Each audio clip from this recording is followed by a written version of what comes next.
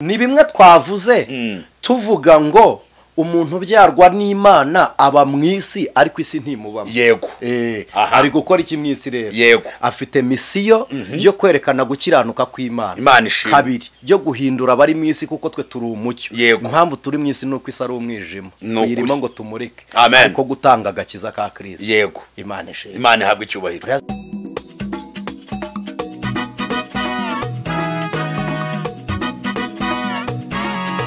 Turabashuje inshuti bakunzi ba Urakenewe official, amahoro Imana itanga nabe muri mwe. Tunejejwe n'Imana mu mitima ko yongeye kuduha uburyo bwo kugaruka imbere ya kamera za Urakenewe official kugira ngo tuganire kandi nkuko rero twari twabibemereye ubushize, twari twagize umugisha wo kubatumirira umukozi w'Imana niyo Aniseti niyo mugabo, hanyuma uyu munsi yagarutse. Rero turabashimiye mwebwe mwese mwakomeje kugaragaza ko mudukunda kandi mudukurikira. Imana ibaha umugisha. Abakoze subscribe mwarakoze cyane, Imana ibaha umugisha. Namwe abatarayikora kandi muracyararikiwe kuyikora kuko umurimo uracyakomeje kandi uruhare rwawe rurahari. Erega mudushyigikira uko imbaraga zanyu zingana, muduhaye n'amafaranga biremeye kuko amafaranga niyo atuma ibikorwa bikorwa neza kandi nibikorwa by'ingenzi twagerageje gukora kugira ngo ubwami bw'Imana bwaguke bikugereho bitakugoye. Imana ni guha umugisha kandi ugubwe neza mu izina rya Yesu. Niyo mugabo uraho? Muraho neza. Gira amahoro y'Imana. Namwe muhorane. Tunejejwe no kukubona hano kuri kamera za Urakenewe official. Natwe biratunejeje ko Imana yongeye kudutoranya. Imana ihabwe icyubahiro. Ndagira ngo wenda abadukurikiye wongere ubiyibutsa wenda hari abakubonye ari ubwa mbere babasha gusobanukirwa neza kurushaho. Ndabasuhuje mugira amahoro ya Kristo. Ni mwene so Aniseti niyo mugabo, ndi umukristo. Yego. Ndabikunda. Yego. Hanyuma nanjye mboneka burya ku Mukanguzi TV. Yego. Yesu abaho umugisha. Amen. Buriya sinivuze harya Aniseti igihe abantu bashobora kureba itoto n'igihagararo batari ko ntiyabakira umusorera. Aho kuri YouTube ntaho tuzahurira, sinjya ndambagiza kuri internet. Ndi umupapa. Yego. Umupapa. Mfite abana 3. Wow. Very good. Yes, agumugisha cyane. Twigisha dukora n'ibimenyetso hari igihe akakantu kabanyura mu maso kakivuga. Ikimenyetso. Yes, agumugisha. Tuguhaye ikaze rero hano kuri Urakenewe official nk'ubusanzwe kandi hano ni mu rugo. Abadukurikiye nizere ko batazakubona rimwe, bazajya bagukumbura kandi bazajya bakubona kuko urahari kugira ngo ubahe iby'Imana iguhaye. Ndetse no ku Mukanguzi TV urahari kugira ngo bahakurikirane iby'Imana iguhaye. Kuko turi abantu mperutse gusoma amagambo yamfashije Paulo yandikiye Abefeso, ni igice cya 2 n'umurongo wa 10 yaravuze ngo kuko turi abantu Imana yaremye ituremeye imirimo myiza. Rero mu mirimo myiza twaremeye muri Kristo Yesu niyi ngiyi irimo kugira ngo tubwire abantu ibyakubaka imitima yabo bere guheranwa n'umwijima. Hanyuma mudufitiye umwenda rero. Ubushize muherutse kutubwira ngo muzagaruka mutuganirize ku kintu cyitwa kuko twari twavuze ku mbaraga z'umwijima cyangwa se imbaraga mbi z'imyuka mibi y'ahantu ho mu ijuru. Tubwira ko kugira ngo abantu batsinde, tubona ko izo mbaraga zihari kandi za affect abantu zibageza ahantu habi. Muratubwira ngo muzatubwira insinzi ko kugira ngo umuntu azitsinde abyarwa n'umwuka wera nawe akaba ikindi cyaremwe. Ndagira ngo hari manza aricyo kiganiro turi buganire uyu munsi kugira ngo mwishyure umwenda mwatugiyemo. Ndabizi murava hano mutugiyemo nundi ngira ngo twawishyuye mbo duharana umwenda kuko idene ry'umurimo w'Imana rizasoza igihe cyo gushira ku muhamagaro wacu. Kandi umuhamagaro wacu zarangirira mu gusinzira k'umubiri igihe ubugingo buzaba bugiye. Nibwira ko ari imirimo dukorera Imana mwisi zabirangiye cyane rwose. Reka dusenge Imana rero hanyuma dukomeze n'ikiganiro. Imana turagushimiye kubw'ineza yawe n'ubuntu bwawe n'urukundo rwawe. Soza inama zawe n'imigambi yawe kuri twebwe. Turi imbere yawe hano tugaragajwe no kugira ngo tuvuge kugira neza kwawe kandi tubwire abantu uko bakwiriye kubyarwa n'umwuka kugira ngo babeho bari mu mwuka kugira ngo bashe kunesha intambara z'imyuka mibi. Ngaho butwarebwe nibuganze mu mitima yacu. Nongeye kwinyiga mwuka wera w'Imana ngo adahibira umutima w'Imana byuzuza akanwa kacu, iby'ubwenge bwacu bwa kimuntu ntibigire impact, ahubwo ubwenge bw'Imana bugire ububasha kuri twe no kubiganiro dutanga kugira ngo abantu barusheho kumva Imana kuruta uko bumva abantu. Amahoro yabatwarire muri twe none n'iteka ryose mu izina rya Yesu. Amen. mukozi w'Imana tuguhaye ikaze. Murakoze cyane. Uyu munsi rero tugiye kuganira ku ijambo ry'Imana, tuvuga kuri iki kiganiro cyo kubyarwa n'umwuka cyangwa se kubyarwa bundi bushya cyangwa kubyarwa n'umwuka w'Imana kugira ngo ubashe gutsinda imbaraga z'imyuka mibi y'ahantu ho mu ijuru. Ndagira ngo hari twasoma ubutumwa bwiza bwa Yohana bwanditswe na Yohana wahadusomera igice ni datekereza ni cya 3. Yego. Wenda uhereye nko ku murongo wa 4 dushobora kuhasanga amagambo twakwifashisha kugira ngo tuganire n'aba bantu. Ubutumwa bwiza bwa Yesu bwanditswe na Yohana igice cya 3 umurongo wa 4. Yego. Haravuze ngo Nikodemu aramubaza ati mbese umuntu yabasha ate kubyarwa akuze? Yego. Yongera agasubira mu nda ya nyina akabyarwa. Yesu aramusubiza ati nukuri ndakubwira yuko umuntu utabyawe n'amazi n'umwuka atabasha kwinjira mu bwami bw'Imana. Ikibyarwa n'umubiri nacyo ni umubiri, n'ikibyarwa n'umwuka nacyo ni umwuka. Yego. Witangazwa nuko nkubwiye yuko bibakwiriye kubyarwa ubwa kabiri. Imana iguha umugisha. Amen. Dushatse twarekera aho ngaho. Niba hari n'ikindi cyanditswe waba ufite kiraza kuwenduraza kukitubwira. Kiraza kugisoma nta kibazo. Ndifuza ko tuganira kuri aya magambo ni interuro nkeya. Interuro ya mbere rabaza ngo mbese umuntu yabasha kubyarwa akuze. Icyo ni kimwe. Icya kabiri ni ikintu turi buze gutekerezaho turi bufate umwanya wo kuganira cyavuze ngo utabyawe n'amazi n'umwuka ntabwo akwiriye kubona ubwami bw'Imana. Turaza gusesengura kubyarwa n'amazi byo niki. Hanyuma icya gatatu kiravuze ngo utabyawe n'umwuka ntakwiriye ubwami bw'Imana. Ubwo rero ni ibintu bitatu turi buze bikomeye cyane turi buze gusesengura. Ni gute umuntu yabyarwa kuze? Icya kabiri umuntu abyarwa n'amazi ate? Icya gatatu umuntu abyarwa n'umwuka ate kugira ngo abone ubwami bw'Imana. Nayo magambo nifuza ko tuganira ku buryo burambuye kugira ngo abadukurikiye barusheho gusubirizwamo na cya kibazo cyangwa se cya gitekerezo mwaduhaye cy'uko umuntu ashobora kubona insinzi yo gutsinda imbaraga z'imyuka mibi y'ahantu ho mu ijuru ari uko yabyawe n'Imana cyangwa se n'umwuka afite imbaraga z'Imana. Imana ishimwe. Karibu rero. Ubusanzwe mu mbarije rimwe byose. Reka duhere ku cyambere kirabaza ngo ni gute umuntu yabyarwa kuze? Muzi ikintu gitangaje uko numva ngiye gusubiza. Reka ndarikira abantu ikiri inyuma y'igisubizo badahita bagwa mu mutima. Ntago umuntu avuka akuze. Ahubwo impamvu bazi ngo baravutse kandi batarabaho. Na Nikodemu yaje ari umuntu w'umubiri. Abwiwe kubyara aravuga ngo navuka gute kandi ndiho. Kandi mu buzima bw'ubumana yari atarabaho. Bivuze ko abantu bibwira ko bariho nyamara batarabaho kandi batariho. None siko niko ijambo ry'Imana rivuga rega. None se ikiyoborwa n'umwuka Brito kibyarwa n'umwuka nacyo n'umwuka. Niko ijambo ry'Imana rivuze kandi Bibiliya iravuze ngo abayoborwa n'umwuka nibo bana b'Imana. Ikimenyetso cya mbere kigaragaza ko umuntu atariho nuko umwuka wera atamuyobora. Yego. Ubwo abataravuka kuko iyo umuntu abaye umwana w'Imana ayoborwa n'umwuka. Abari uw'umubiri. Abari uw'umubiri icyo gihe iyo nta mwuka wera. Noneho dufite abantu batatu mu busanzwe. Yego. Dufite umuntu w'umubiri ari ugaragarira bose. Yego. Tukagira umuntu w'intekerezo tumwita kamere ari ugaragara mu mirimo. Noneho tukagira n'umuntu w'Imana. Yego. Ari wo mwuka wera wumva ijwi ry'Imana, ari wubona gukora kw'Imana, ari nawe wakira impinduka z'imirimo y'Imana. Noneho uwo muntu w'umwuka afite ingingo nk'izo dufite na kamere afite ingingo nk'izo dufite. Umwuka afite amatwi arumva yumva Imana, afite amaso areba kuko abona Imana akabona n'imirimo y'Imana. Umwuka afite amaguru aragenda kuko tujya imbere y'Uwiteka. Yego. Imana ishimwe. Noneho umwuka afite umunwa aravuga kuko avugana n'Imana. Umwuka afite ubuzima bukorwaho kuko umwuka ni ishusho y'Imana kandi umwuka ni ubuzima bw'Imana. Noneho umwuka ni izina ry'Imana. Igifite izina kirahamagarwa, igifite ishusho kiragaragara, noneho ikiriho cyose kiraboneka. Yego. Hanyuma dufite kamere. Kamere ni umuntu wo mu bitekerezo. Uyu urota. Buryo uriya muntu urota ni uwa kamere. Yego. kuko ashobora gusurwa n'umwuka w'Imana.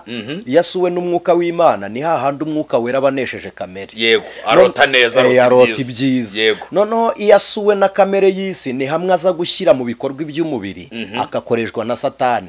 Niyo mpamvu Bibiliya ivuga ngo iby'umwuka wera yanga nibyo kamere irarikira. Noneho iby'umwuka wera akunda nibyo kamere yanga. Urumva n'abantu babiri bahanganira mu muntu umwe ugaragara w'inyuma twita umubiri, iyi body, igifuniko ni kava, byose bifunitse ibyo. Noneho mu mubiri habamo ihererekanya bubasha cyangwa connection, habamo wireless, habamo inzira itagaragara yitwa serivo. Ubwonko buragaragara ariko bufite bwa bitekerezo bifite aho bibera communion, buba communicate n'aba bantu bose, buga communicatinga n'umwuka wera, buga communicatinga n'umubiri, buga communicatinga na kamere. Noneho uyu muntu w'umubiri uriho azagarukira inaha. Abafizisiye bavuga neza, baravuga ngo ntabwo ashobora kuguruka kuko nta force pesantera agira, kandi koko nibyo. Ariko uw'imbere w'ibitekerezo na kamere araguruka kuko asura ejo hashize akagerayo. Ubashobora kuva hano harya mu rugo ndakuzi, urabizi ko tuziranye, si ku kabaya aho ngaho. Noneho utekereje ku kabaya uyu mwanya ntiwabona ishusho yuko hari hameze, ese mpagera nonaho ubwo ugezeyo ni umuntu w'imbere wagiye. Ahise aguruka agerayo. Noneho uyu muntu w'imbere agira ubwenge yigishwa mu isi yitwa ubumenyi. Ubwo ni ubumenyi. Noneho avukana n'ubundi bufite aho ubumenyi bufata, akagira ubwenge bwa muntu. Bushobora kuba bw'inyamaswa abantu, bugashobora no kuba ubwenge bwitwa ubumenyi, kuko abantu benshi bitiranya ubumenyi n'ubwenge. Abo ni abantu tukiri kuvuga. Noneho akeneye n'uw'umwuka wera rero, kuko iyo haje umuntu w'umwuka wera abaje kugutandukanya n'umubiri kandi uwurimo, akabaje kugutandukanya n'ibitekerezo kandi ukiri umuntu muzima, ahubwo umwuka wera akaza kuyobora intekerezo zawe. Noneho umwuka wera akaza no kuyobora umubiri wawe. Kubyarwa n'umwuka wera byaturutse mu mugambi w'Imana tutarabaho. Wenda utarenga bivuga kugira ngo abadukurikiye barushe kubyumva neza, bivuga ngo umuntu wese avukanye ibintu bibiri. Umuntu ugaragara inyuma, n'umuntu w'imbere ariyo kamere, ariyo yakira ibitekerezo by'umuntu avukanye, ndetse akakira n'ubutekerezo by'ibintu avomye hanze, aribwo bumenyi ahabwa. Ibyo akaba ari byo bintu azamuka. Ibyo bintu aba bifite kuko bivuga ngo uyu muntu atagize amahirwe yo kubyarwa n'umwuka apfanye ibintu bibiri. Apfana ubuhanga, apfana ubumenyi, apfana bwa bumenyi, apfana wa mubiri we, agapfana na bwa bumenyi. Niyo mpamvu isi n'abahanga, nta muntu wahereza undi diplome ye. Ntushobora gupfa ngo uyitangemo umurage. Ntugiraga n'abantu jite gupfa kwawe niko gupfa kw'ibyawe. Bupfanye nabyo, burya umuntu muzima azukira mu rubyaro. Niko bivuga ubundi. Umuntu muzima biologically azukira mu rubyaro. Iyo utabyaye rero biba bigoranye, bisaba ngo wowe ubyarwe n'umwuka kugira ngo wicungure. Bundi kwicungura nuko byarwa n'umwuka. Nasomye igitabo cy'amategeko, amategeko mana byaho igitabo cy'u Rwanda. Iyo batangira baravuga ngo twe dutegetse kandi twategetse ko icyaha ari gatozi kuri nyiracyo. Nabivugiye ko bajya bavuga ngo iyo umuntu abyaye umuhungu aba yicunguye. Kwicungura no kubyarwa n'Imana, kuko niho Kristo aza agasimbura umuntu mu mibabaro. Naho niba icyaha ari gatozi, ntabwo wafata umuhungu ngo umushyire mu gihano wari kujyamo ngo bakuribere ugende ubohotse, ntabwo bivamo. Ariko impamvu gucungurwa na Kristo bibaho nuko Yesu atugira habi, twebwe tukaba tunezerewe. Amen. Arizo nyungu z'abizera no kubyarwa bwa kabiri. Rero uyu Natanayeli yari umugabo w'umuhanga, yari n'umwanditsi. Muri Isiraheli byari bivuze ngo n'umwanditsi w'amategeko n'amateka n'ibigwi by'Imana muri Isiraheli, cyangwa se n'amateka y'iby'abami. Ntabwo nza kubitindaho, ariko aje imbere ya Kristo azaciye bugufi. Aramubwira ngo mbwiza ukuri, nasubira mu nda ya mama nkongera nkavuka. Ariko aho naho yari akoresheje intekerezo za muntu, kuko yasubira mu nda ya nyina akongera akavuka, hari kuba havutse Natanayeli umeze nk'uwavutse mbere n'ubundi. Kandi Yesu si washaka, ashaka kwavuka Natanayeli uturutse mu mitekerereze y'Imana. Amen. Uyu muntu rero yabayeho bwa mbere mu ngobyi ya Edeni. Wenda utararenga aho ngaho, ako kantu uvuze kugira ngo umuntu wese akumve, bivuga ngo kubyarwa bwa kabiri ni uburyo umuntu avukana imitekerereze y'Imana cyangwa se y'ubumana itandukanye niyo yavukanye mbere, ari nayo ibyara kwizera. Yego. Kuko hari abantu bakiri muri iyi mitekerereze bemera kuvuka ubwa kabiri ariko batemera kubyarwa n'Imana ubwa kabiri, nabo ariko bakiyita aba born again, aba bantu bavutse ubwa kabiri. Ari nayo mpamvu batekereza ngo umuntu arapfa. Nko muri Korea, Hollande, za ntuze za na Japan barabyizera, India barabyizera, hari abahindu babyizera gutyo. Bagenda bizera ko iyo umuntu apfuye agenda akazazukira ku wundi mugabane, iryo akaba ari ryo shira ry'isi rye, cyangwa akaba mu wundi mudugudu. Hari n'abantu bagenda bakora ibyegeranyo by'umuntu ngo uvuka agasanga atekereza nk'undi, ngo bakavuga ko ari runaka ubwo wagarukiye mu wundi. Noneho icyo gihabanye no kubyarwa n'Imana. Kandi ibyo ntibinabaho. Ni isanzure ry'abasiyantifike riza kuzana ubwenge bwa muntu kugira ngo riyobye ubushake bw'Imana mu muntu, ariko siko bigenda. Kubyarwa n'Imana ubwabyo bituruka bwa mbere kuko Imana irema umuntu yaje ari ishusho y'Imana, ko yaravuze ngo tureme umuntu ase natwe, namara gusa natwe atwara ibiri mu isi ayitegeka yiyobore. Ariko uyu munsi aba banyabwenge turi kuvuga buryo ntabwo bayobora isi, bayitegeka mu buryo bw'ubuhenzi bwa Satani. Noneho bakagira ngo barayitegeka kandi bo ntibaba mu isi, ahubwo isi ba muri bo. Iyo iri muri bo rero ibatera umuruho. Uwo muruho utuma bataruhuka, bahora buri gihe bahangayitse. Kuko ariko itandukaniro ry'umuntu w'isi rero n'umuntu w'Imana aho riri naho, ntabwo umuntu w'isi siba muri we, ahubwo umuntu w'isi isi itura muri we, igendera muri we, none ikamukoresha ibyo ushaka. Icyo abadukurikiye bacyumve kuko ibikurimo nibyo bikuyobora, biyobora ibyo urimo. Wenda abantu bongere kubyumva kabiri, abantu bose bisi isi barimo, isi iri muri bo, na nicyo gituma irari bahangayikishije, ituma badasinzira, batabona umwanya wo kwitekerezaho, batekereza ku isi, badagira umwanya wo gutekereza kuri ejo hazaza, batekereza ku bintu byinshi bapanura, rimwe na rimwe bikabazanira n'indwara zitandukanye. Ni nayo mpamvu ijambo ry'Imana rivuga ngo aho ubutunzi bw'umuntu buri niho n'umutima wuba. Urakoze, kandi umuntu niwe mutima rero. Niba ari we mutima ubwo yirirwa mu ntuzi, kuko akenshi barota ama business yabo, bicara bapanga ibyo ngibyo. Isi iri mu bantu, isi iri mu bantu. Itandukaniro ry'uwabyawe n'Imana rero, we ntabwo isi mubamo, ahubwo waba mwisi. Abantu babyumve neza, abisi isi babamo, ariko ab'Imana baba mwisi. Ab'Imana baba mwisi. Noneho ijuru rikaba muri bo. Imana ishimwe. Aya magambo arakaza reka ari nayo ubwenge. Ab'Imana baba mwisi, ijuru rikaba mu b'Imana. Rikaba mu b'Imana, kuko abantu benshi mu buryo butizera bazi ko Imana iba mu ijuru. Abatizera bazi ko Imana iba mu ijuru. Ariko kuri twebwe abizera igendera muri twe. Nzakorana nawe, ntuye muri mwe, nimuba muri nkaba muri mwe, byose ni muri twebwe. Ejo bundi Imanzi ari Zefaniya we bivuze, yaravuze ngo Imana iri muri wowe imbere ni intwari kandi irakiza, izakwishimira inezerewe. Amen.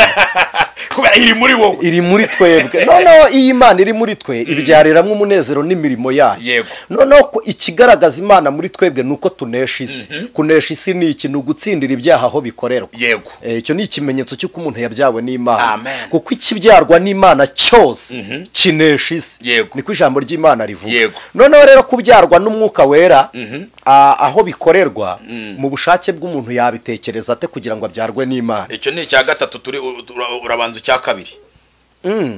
Ubwo uhise ujya ku cya gatatu. Twari icya mbere tugaragaje, icya mbere ugaragaje ko umuntu kugira ngo abyarwe ari uko abantu batekereza nabi, batekereza ko bavutse kandi bataravuka. Asante. Bavutse muri sanse y'umubiri kandi ntibaravuka muri sanse y'umubiri. Ariko spirituellement ntibaravuka. Spirituellement ntibarabaho, bari uburyo buri physical, mu buryo bugaragara baravutse, mu buryo bugaragara baragenda, mu buryo bugaragara barakora, ndetse baranari barize, bafite bwa bwenge bavukanye, bwa bumenyi bavukanye bwa kamere muntu, bwa bwenge bavukanye n'ubumenyi bize, barabwize, ibyo barabigendana, ariko ntibaravuka mu isi y'umwuka, ntibabaho.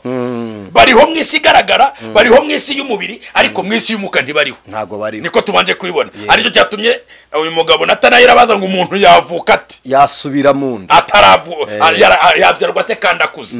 Dusanze ko kubyarwa ukuze ari uko ibitekerezo by'Imana biza mu muntu, ariko none uwo bitarazamo ntarabaho mu isi y'umwuka. Ubundi nuko Yesu yabasubije mu buryo yumvamo, kuko usubiza umuhanga mbo sorry abantu babyumve gutyo ubundi usubiza umuhanga musubizanye neza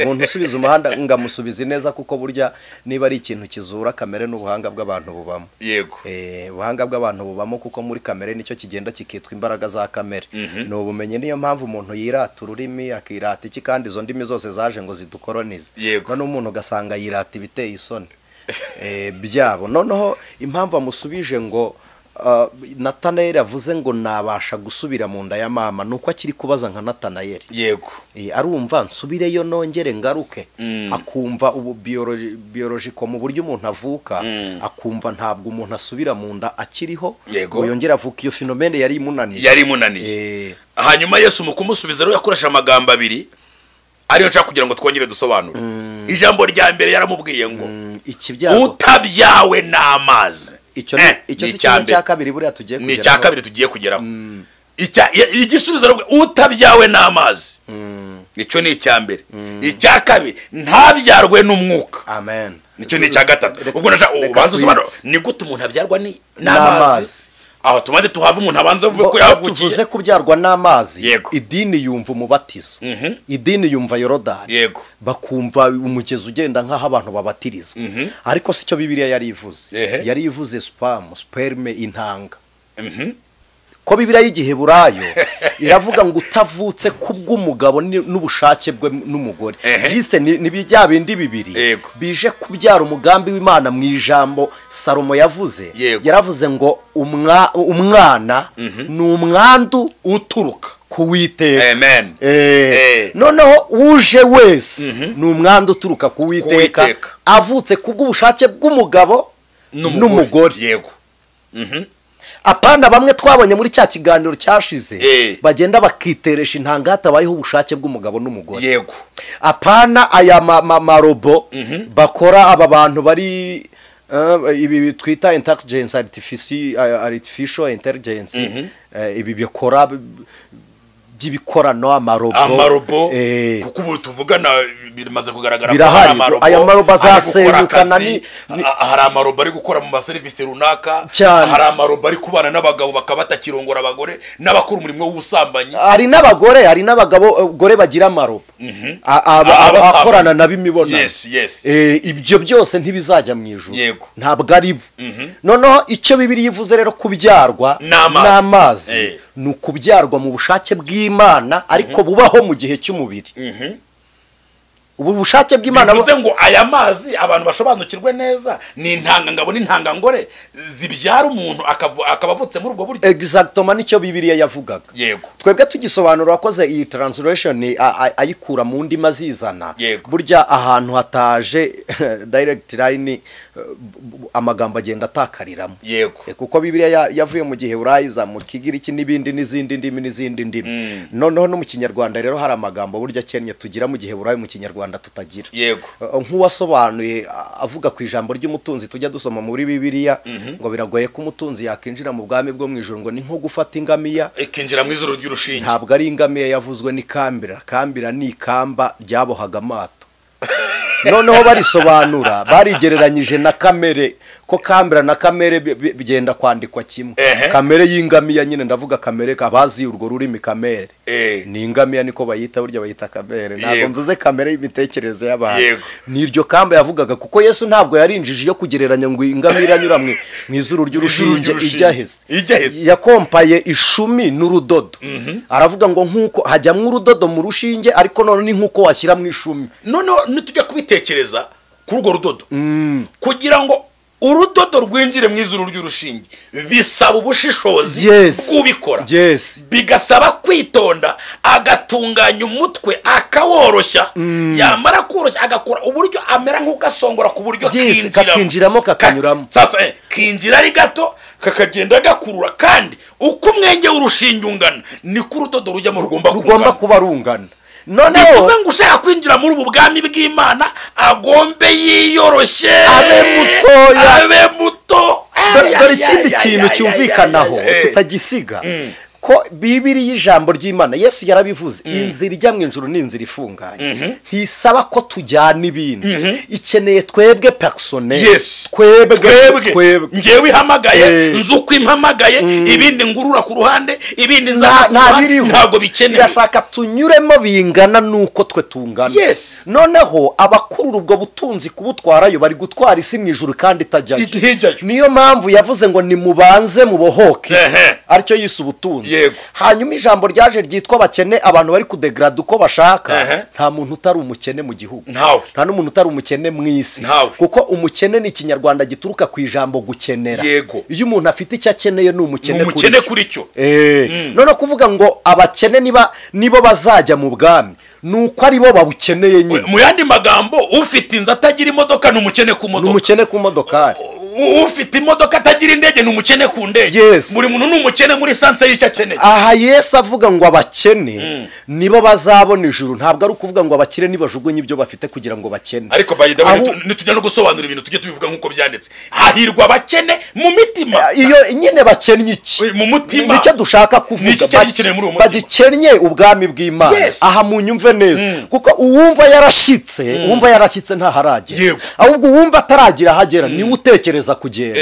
hanyuma uwumva yarashyitse aricara hanyuma uwumva atarashyika aragenda rero mu nzira twebwe turi mu rugendo rujya mu ijuru ntabwo twashyitse ngo twicare nk'abagezeyo kuba dukennye rero uko gushyika nicyo gituma dutera intambwe iyo dutera intambwe twinjira muri Yesu none twatera n'indi tukinjira muri Yesu twatera n'indi tukinjira muri Yesu kugera ku munsi wo kuvuga ku ijwi ry'impanda erega nushaka ubutunzi ahora bushaka uko ahora bushaka niko abugwiza kandi uko agira imbaraga zo kubushaka niko yunguka byinshi twari dukuyemo confusion ku magambo yagiye avugwa bitewe n'isobanura n'abashyize mu rurimi twari tukiri kubyarwa n'amazi icyo nicyo Bibiliya yavuze kuko Yesu yarazi ko hari abantu bazavuka bitabayeho mu bushake bw'Imana ntabwo tuvuga umuntu waryamye ari gusambana bakamutera inda burya uriya mwana nawe ni umwanda uturuka ku Uwiteka kuko igikorwa cyabaye nubwo cyabaye mu buryo butari bwo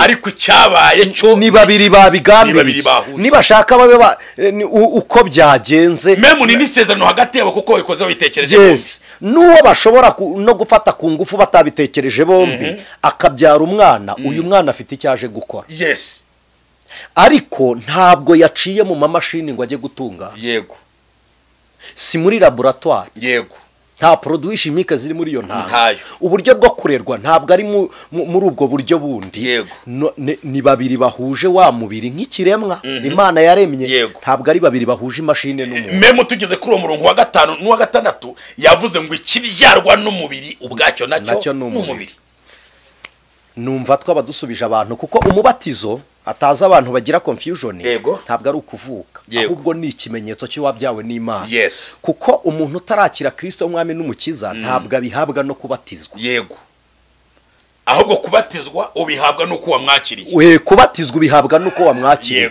ariko nabwo umuntu ashobora kubatizwa atarakira Kristo akakira idini kugira ngo arijyemo akabatizwa no kubw'amahame y'amadini tuza abantu bakora ibyaha bakemera ngo barezwa nuko bongeye kubatizwa bakajya kubatizwa hari ababatizwe kenshi hari n'ababatizwa burya mu muriro hari n'abantu babatizwa mu muriro bari muri Middle East aho twita mu burasirazuba bwo hagati barabizi kubatizwa mu muriro umubatizo urahari wo mu muriro hari abantu basenga ikigirwamana bita remoke cyangwa remone ubundi ni inkuba mu ishusho y'umuriro kuko inkuba ntifatika ngo bazayizane bayisenga mu ishusho y'umuriro abari muri India hari ubwoko bita abagowa iyo bashingira bazengurutse umuriro iyo bashyingura batwitse iyo basenga baririra hejuru y'umuriro hari zaburi Dawidi yanditse niba ari ya 56 aravuga ngo amarira yanjye Imana yabika mu icupa yabuzaga abagore kujya kuririra muri uwo muriro icyo kigirwamana nicyo cyabaga muri Siriya Namani yasengaga amaze gukira ibibembe yabwiye Elisa aramuga ngo nta yindi mana nzakora itari Uwiteka. Nyihera imifuka 2 y'ibitaka, nyiheke ku nyumbo, ningeri wacu muri Siriya databuja ari gusenga icyo kigirwa mana, nge nzajya nyora kuri bwa butaka wampaye, mbumenaho mpagaze nkandagire kuri ubwo butaka, Imana nireba umwami ari gusenga imubone muri Siriya, ariko ngewe nindeba imbone mu butaka bwa Isiraheli.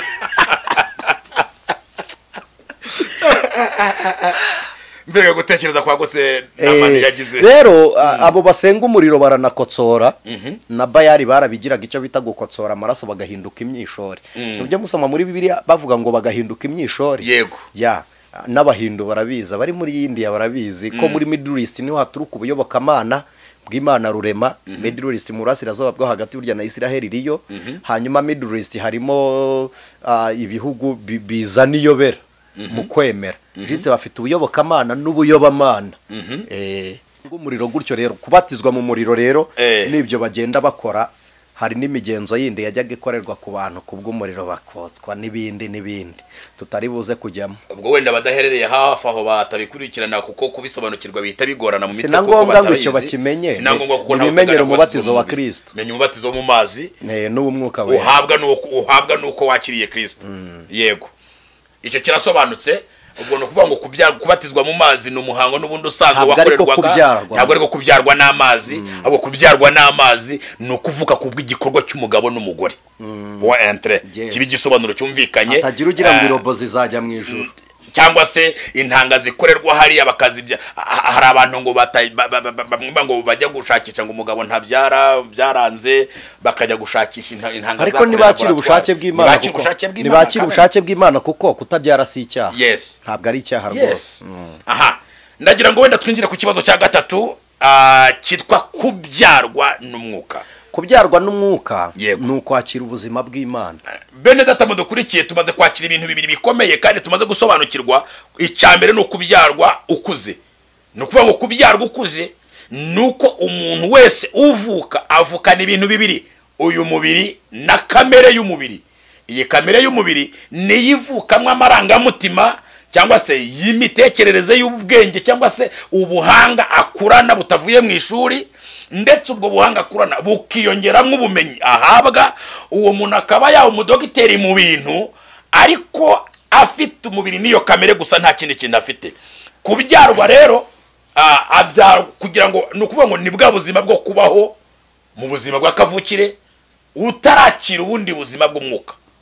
Bivuga ngo kubyarwa ukuze nukuba waba mukuru ukakira ibindi bitekerezo by'ubumana biguhindura umwana w'Imana. Amen. Icyakabiri kubyarwa n'amazi rero ni igikorwa gikorwa n'umugabo n'umugore hakavuka umwana. Uwo mwana avukana umubiri kuko ikibyawe n'umubiri nacyo ni umubiri, ntabwo avukana umwuka kuko abafite na DNA y'ababyeyi be. Abafitanye kandi abaje no kwakira isano y'ababyeyi. Thank you so much.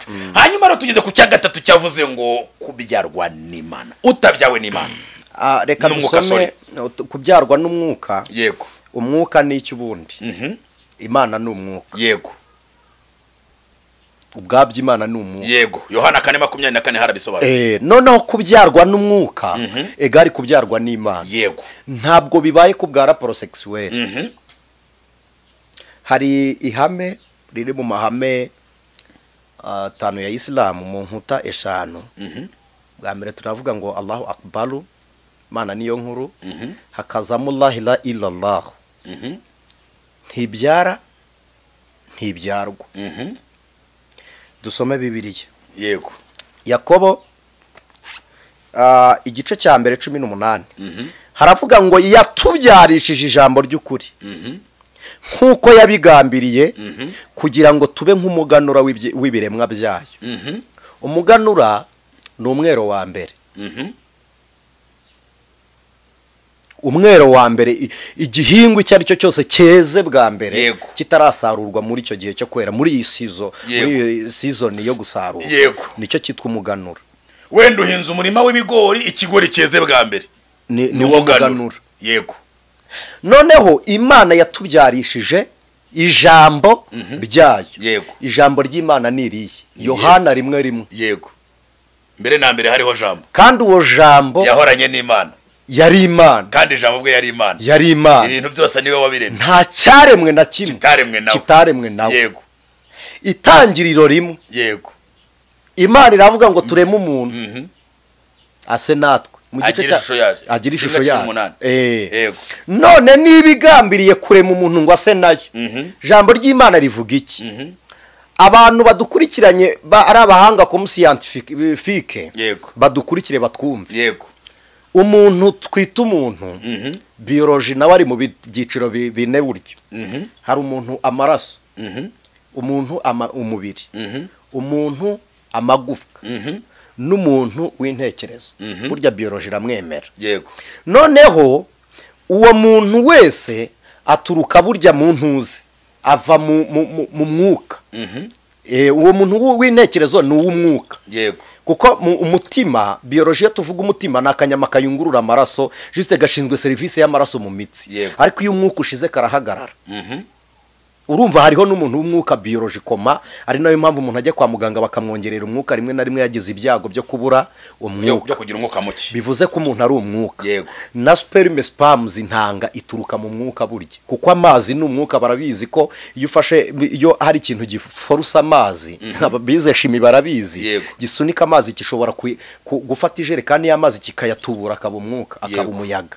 Ariyo mpamvu haba icyitwa evaporation. Y'imvura yaguye iraza ikagwa igatosa ubutaka, y'amazi mu gihe ari gukamuka mu butaka azamuka ari iki? Ari umwuka. Yego, iryo ni ihererekanya bubasha rirema ubumuntu. Noneho n'Imana mu buhanga bwayo, haleluya, ni ubumana ku buryo ifata umwuka. Qur'an surata al-Imran iravuga ngo ni ijambo ry'umwuka, ni neno litokano kwa Mwenyezi Mungu, ni ijambo rivuye ku Mana. Na Bibiliya iravuze ngo ni ijambo, umwuka ni ijambo. Noneho Mariya ahabwa isezerano, nawe yarihawe nk'umwuka. Iravuze ngo ni inda y'umwuka wera.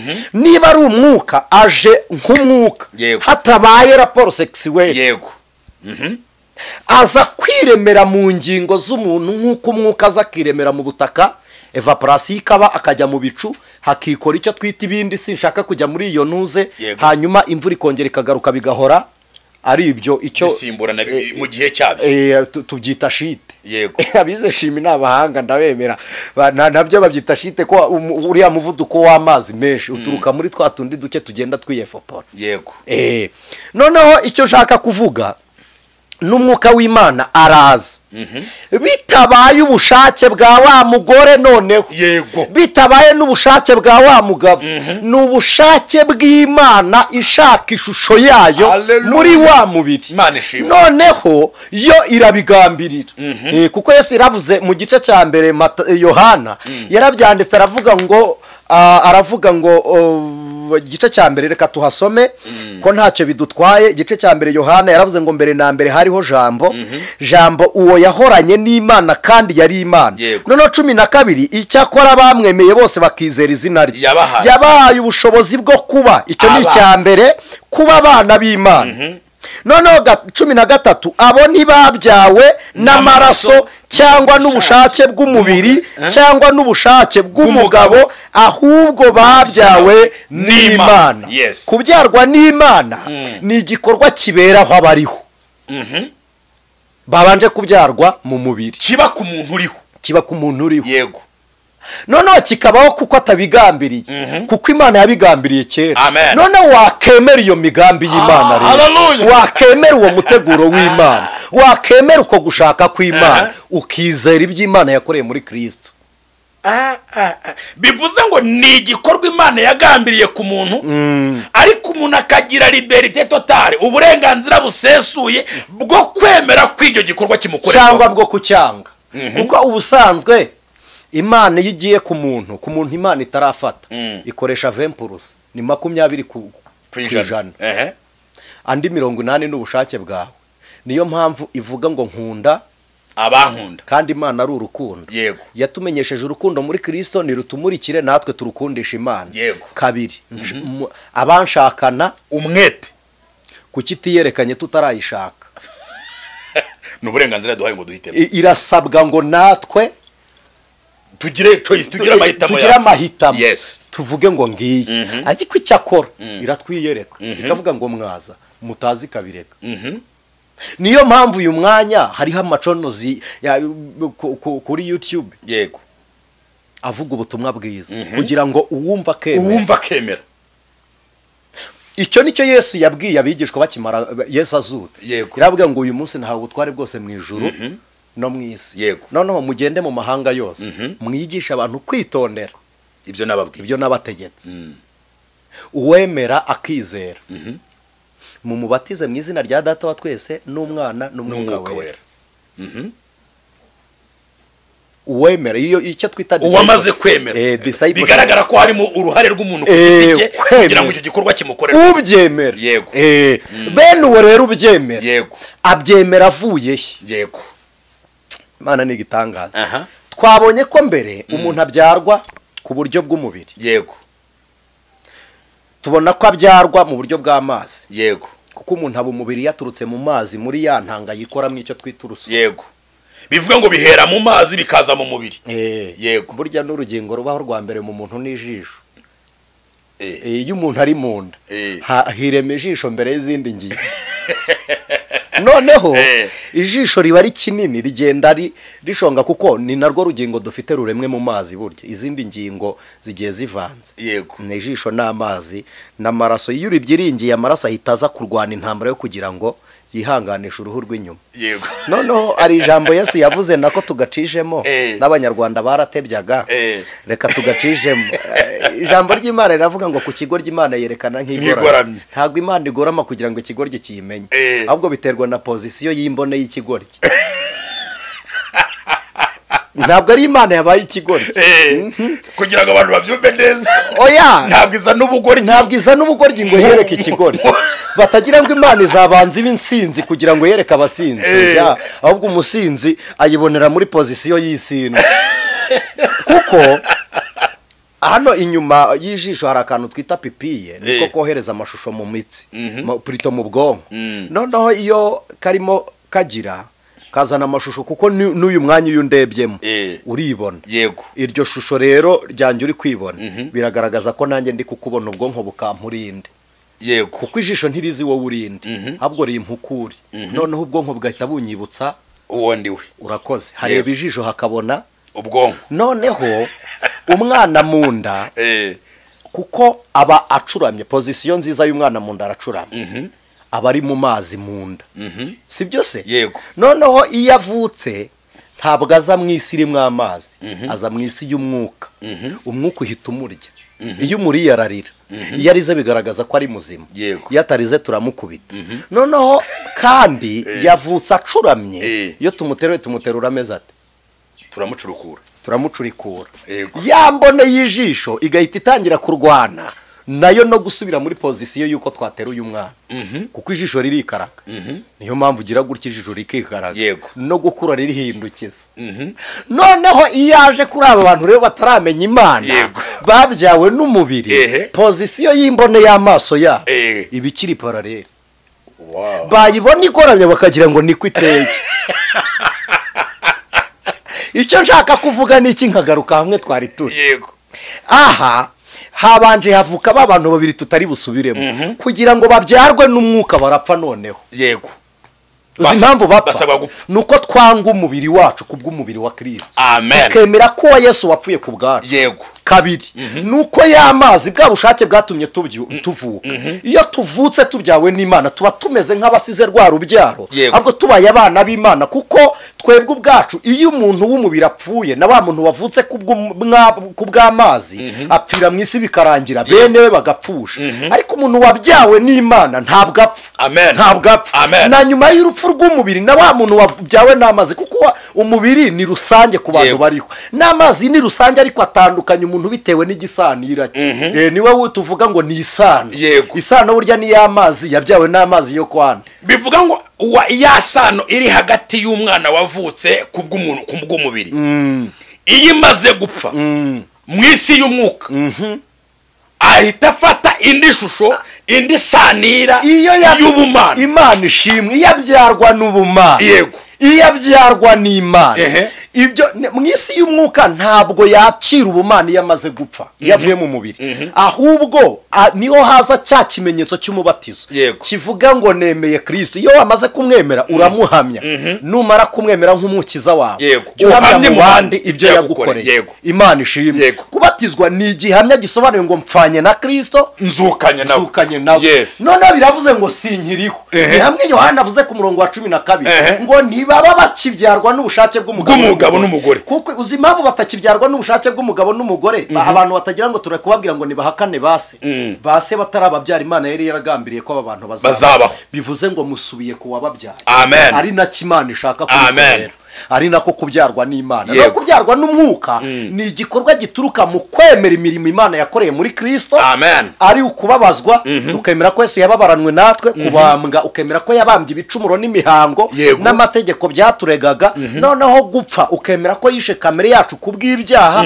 kuzuka ukemera ko hazutse twebwe bazima bazahorana na Kristo iteka ryose ibyo bigahita bihwana n'amagambo Paul yahise yandikira Abaroma igice cya 8 ntekeza ari ku murongo wa mbere hari ngira ngo aravuga ngo nuko rero noneho abari muri Kristo Yesu abo ntateka bazacirwaho kuko itegeko ry'umwuka w'ubugingo ryahise ribabatura ribivana mu bubata bw'itegeko ry'ibyaha n'urupfu Imana ishimwe kuko ibyo amategeko atashoboye kubera kamere Yesu yabikomeza ubwo yabambwaga ku musaraba ngera aho numva nshaka kugera urakoze yego ari naho turi bone conclusion ya cya kiganiro cya mbere yego impamvu umuntu atandukanye n'umwe w'umubiri nuko twabonye wa muntu w'umubiri wa mbere ugarurwamo gukoreshwa na ya myuka yego kabiri wa muntu wo mu ntekerezo impamvu nawe apfa Kristo akaza kuyobora ibitekerezo byacu ko kubyarwa n'Imana ni ukwakira impinduramatwara y'ubutware bw'ijuru ni bwa butware Imana iza kudutandukanya nabwo none tugahabwa ubundi butware nubwo tugaragara turi babandi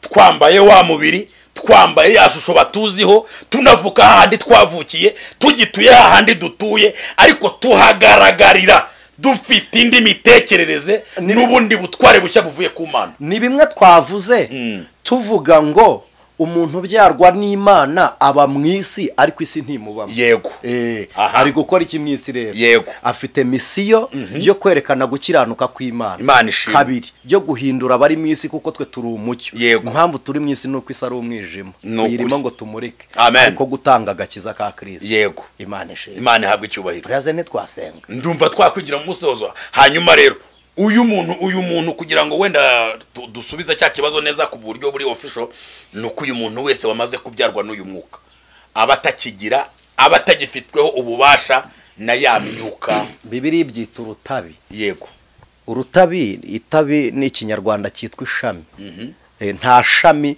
nta kagozi nta nzira nta muyoboro wa ya myuka yongera kubona kuri wowe kuko tuba turi muri Kristo ubu abantu babyarwa n'Imana twicaye mu ijuru niho ubuzima bwacu buri natirere buri noneho uyu mwanya umubiri ufunitse wa muntu w'umwuka wa muntu wa kamere yamaze gusabana ubugingo iyo busabanye n'umwuka dukora ibyo umwuka ashaka wenda abantu badukurikiye babyumve ni mu rwandiko Paul yandikiye Abefeso igice cya 2 uhere kuri uwo murongo wa mbere ukagera hepfo niho hasobanura ko ibintu Yesu yakoze byatumye dutandukanya n'isi itujyana mu ijuru mu buryo bw'umwuka Bibiliya iravuga ngo twigijwe hafi n'amaraso ya Kristo Yesu aho ni mu Baheburayo Imana ishimwe twigijwe hafi n'amaraso aho twigijwe hafi n'amaraso ntabwo ari amazi ku isi twagaragaye kubera amazi ariko mu ijuru tugaragara kubera amaraso abamaze kwinjira muri ayo maraso nibo barwana intambara yo kunesha zambaraga z'imyuka mbi hano ho mu ijuru nibwo bwabo twari udashobora kubatinyuka ahubwo babantu bambaye izi mbaraga z'uyu mwuka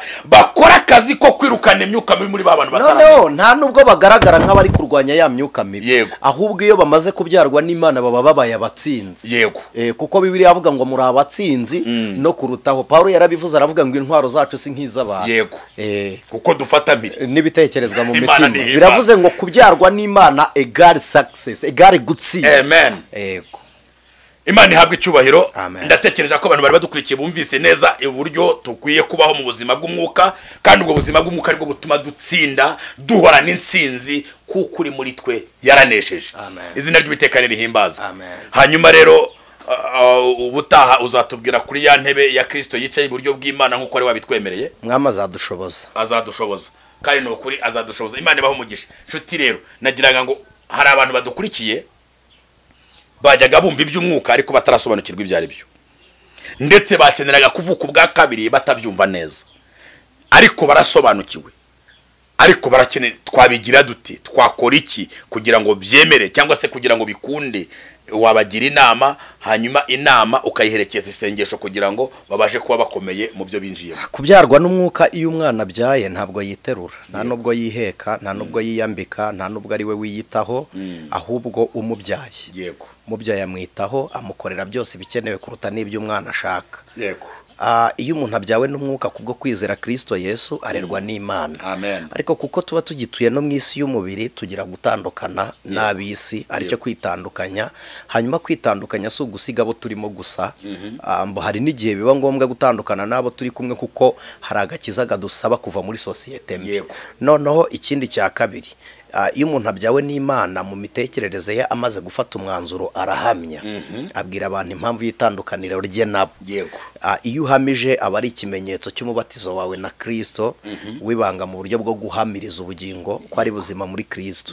Hanyuma umwuka wera aguha imbaraga. Iyo umaze aguha imbaraga zo gutsinda ibyo abantu bari gutinya, aragutsindira kuko Yesu niwe watsinze byose.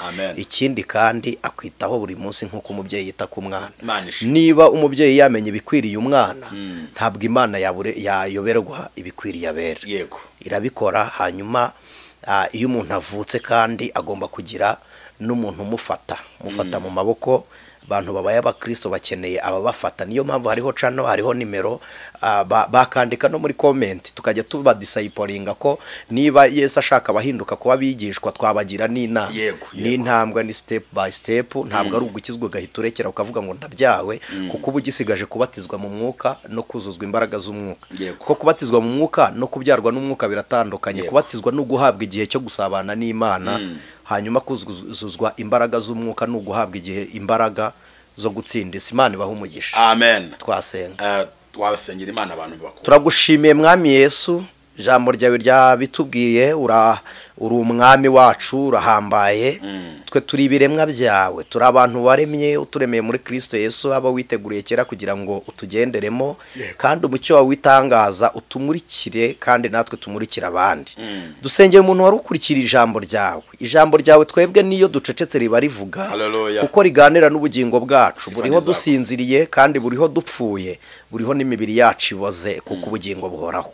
Turagusabye kugira ngo uyobore intekerezo z'abantu bose batwumvise, imibiri yabo igubwe neza kubwo kukwakira, impinduka nziza y'agakiza igaragare muri bo.